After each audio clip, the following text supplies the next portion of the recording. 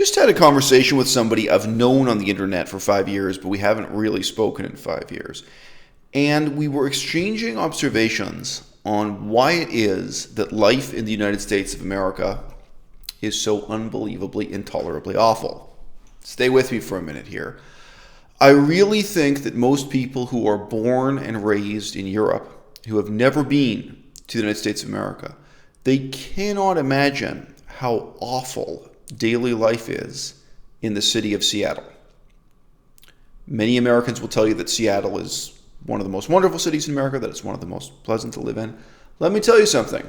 If you compare Seattle to Brussels, if you compare Seattle to Perpignan, if you compare Seattle to second and third rate cities within Europe, daily life in Seattle is unbelievably horrible compared to life in those European cities. And I would go so far as to say there is not a single city in the United States of America, not one, where life is as pleasant as daily life in Côte d'Azur, south of France. Not one. Now, America has this tremendous reputation that is partly projected through television, movies, even things like sports that always seemed very strange to me. But when I was living in France, I had some tragi-comic conversations with French people who told me, because I was Canadian, we were speaking French, by the way. I don't speak French that well, but enough. And they told me that their dream was to move to Canada and live there. And here I was, I had just escaped from Canada to France. I was living in France. And I was applying to become a French citizen. And, when asked why, you're not too offensive, their answers often did revolve around watching sports on television, hockey, baseball, football. This was their impression of Canada. Not a single one of these people had actually visited Canada. So look, the main purpose of this video is actually to kind of challenge my own set of values and assumptions. At the beginning of this conversation with an old friend, I was bringing up, put it this way, I was bringing up points about life here in Canada, the United States, that I've said to my girlfriend many times, that I've said to my mother and my deceased father many times. I feel like fundamentally what we're dealing with here in Canada is an inestimable cultural deficit because we live in a country built on genocide. That the erasure of the culture that was here before, the failure to either preserve and promulgate that native culture, the failure to even have some kind of hybrid culture, interacting between Europeans and native people, which you could argue at least some areas in Mexico, at least some areas in Brazil have a kind of hybrid culture of indigenous and foreign parts. Instead, in Canada, the United States, you're talking about a total cultural genocide. And then on the basis of that cultural genocide, what did we construct? Can we even say this is a second-rate imitation of European culture? My girlfriend and I here, we very frequently walk past the opera here in Victoria, British Columbia. You probably didn't know there was an opera in Victoria, British Columbia, Canada. Most people who live here don't know it. To call it a second-rate imitation of European opera is like an insult to European opera. And I don't care about opera. I don't valorize opera. My point is this. Anyone could look at the opera that we have here, which is, by the way, totally dependent on taxpayer support. It does not exist because there's a population here that loves opera the way that people in the Czech Republic or Amsterdam or Germany or Austria. There are many countries in Europe, Italy, that have a vibrant culture of opera. It includes both the people in the audience and the people on stage. No, there's nothing like that here on either side. This is taxpayers' money being spent by the government to create the illusion that we have some of this European culture here, European tradition, which we don't. In a much more subtle way, if you were to ask, why is the quality of education in the university garbage? Why is the quality of education in the high schools and primary school? I think it really is the same thing. I think that even though it's not as glaringly obvious as the extent to which the opera is terrible, our universities and our schools are kind of a hollow facade. They're this paper-thin imitation of European culture. I would even say that about our Constitution and our politics and our version of democracy. right? So what we have here in Canada in many, many ways is never going to be as authentic as democracy in Switzerland. We could try. We don't try. And when you're looking at the gravity of this genocide, you also have to look at the failure to achieve anything great thereafter. It's not as if Canada committed this genocide and then built the pyramids. We didn't. We committed this genocide and the country settled into this unbelievably mediocre suburban, hockey playing, marijuana smoking, video game addicted model of, development. And anyway, there are various factors of that too. The connection to European imperialism, British imperialism, French imperialism, also American imperialism. We could go into detail. Those are themes and topics I've reflected on before with my girlfriend, with my parents. People who know me personally have heard me reflect on those themes. What I'd say now that's really a bit different and where I'm challenging myself is this. We have a book here on the history of China. If you've studied the history of China in a formal university course, as I have, what you're told again and again and again is that the Ching Dynasty, this is Qing spelled with a Q, Q-I-N-G, the Qing Dynasty period is the lowest and the weakest and the most terrible dynasty in the history of China. It's decline. There's this whole ethic or ethos of decline is how the history. This is the nadir, this is the low point of Chinese history, after which we get the ascent into modernity, supposedly, right? The author of this book very bluntly argues the exact opposite.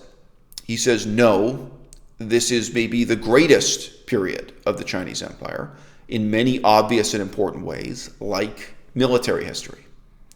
So if you actually care about battles, if you actually care about armies, if you actually care about conquering territory, this dynasty that everyone, formal historians, but also just generally, the way the culture remembers that period of Chinese history, what everyone's remembering is a period of weakness and decline and disintegration. It was actually the period of greatest strength. And they conquered huge amounts of territory, including Mongolia and Xinjiang. So China really increased in size permanently. And this guy is saying, he's an expert, I'm not. He's saying if you really study the battles, if you study the way the military was organized and how they fought and were armed, that this really deserves to be celebrated as something kind of impressive, as a tremendous goal. What this makes me reflect on is the extent to which we, as modern people with modern values, just fundamentally do not care about military greatness. Like, whatever type of greatness China had in the Han Dynasty or in the Ming Dynasty or in the Tang Dynasty or the Song, whatever the greatness is that we're talking about that we care about, it's not military.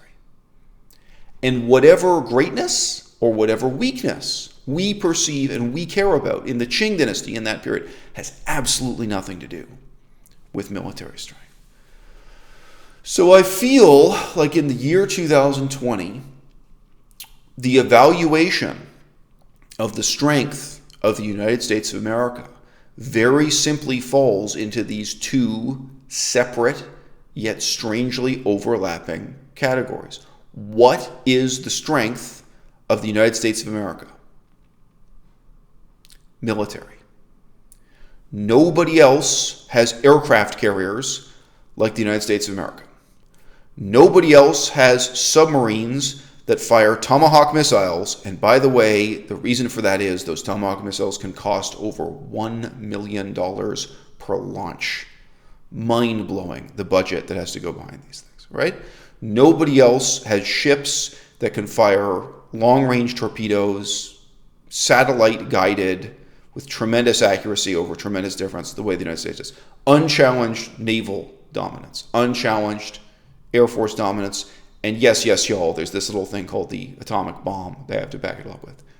If what you care about is military strength, then of course, this is the golden age of the United States of America. Right? If what you care about is the ability to walk from City Hall to the nearest bakery without passing homeless people living in tents, without being surrounded by homeless drug addicts, and without being, let's be honest, afraid for your life. It's unbelievable how awful life is in every major city in the United States of America, in all cities the United States of America. If what you care about is the quality of education, cosmopolitanism, the character of the people, and just in a simple, unpretentious sense, look, I have a 7-year-old daughter. Would I want to raise my daughter here in Canada or in France? Would you want to raise your son or your daughter in downtown Seattle, in Los Angeles, or in a fundamentally functional city like Brussels in Belgium? Brussels is not the most romanticized city in Europe. Most people wouldn't even put it in the top 10 list of desirable places in Europe. But I would say there is not a single city in the United States of America that's as good a place to live as Brussels. All right? So yes, there's the quality of life, there's the character of the people, there's the quality of education, and there's the possibility of leading a meaningful life. All right?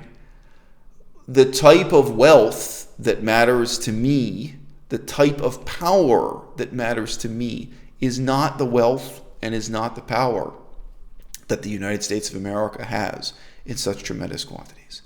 And I can say to you honestly, as someone who's lived all over the world, I used to live in a backward, small city in communist China.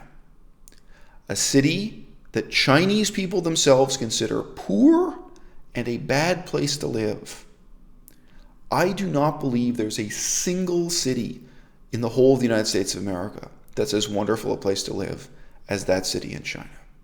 Right? And if you ask me why, it's all of these things taken together. It's the fact that that city in China has 4 living languages, that it's not built on genocide, that their indigenous people are still there and still living there, that they have this tremendous cultural depth that isn't just Chinese. It's actually several different cultures coming together. And it's the quality of education and the character of the people and their commitment to education. There are a whole lot of components that go into it. They're components that can't easily be replicated in the United States, nor in Australia, nor in Canada, nor in these fragments of the British Empire, built on genocide. They're all the impalpable things that separate a university that may have an opulent campus, opulent sports stadium, and a great football team. That's what American universities have. That's what Canadian universities have, right? And yet, there are all these important ways in which university education, high school education, all levels of education in Canada and the United States are an absolute sad joke compared to the universities of Europe, right? I mean, we're at a crossroads now. Figures like Bernie Sanders, even more explicitly the filmmaker Michael Moore, they asked the question, can America catch up with Europe? And the same question is posed. Can America catch up with Japan?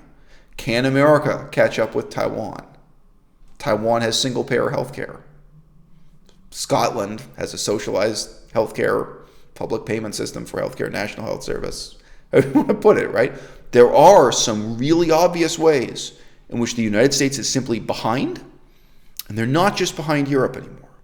They're also lagging far behind even compared to these countries in Asia. So if we can recognize that, if we can start asking those questions, maybe in the next 100 years, Americans and Canadians can start coming up with the solutions. But I've got to tell you, in terms of how I feel, at 41 years old, I just want to run away.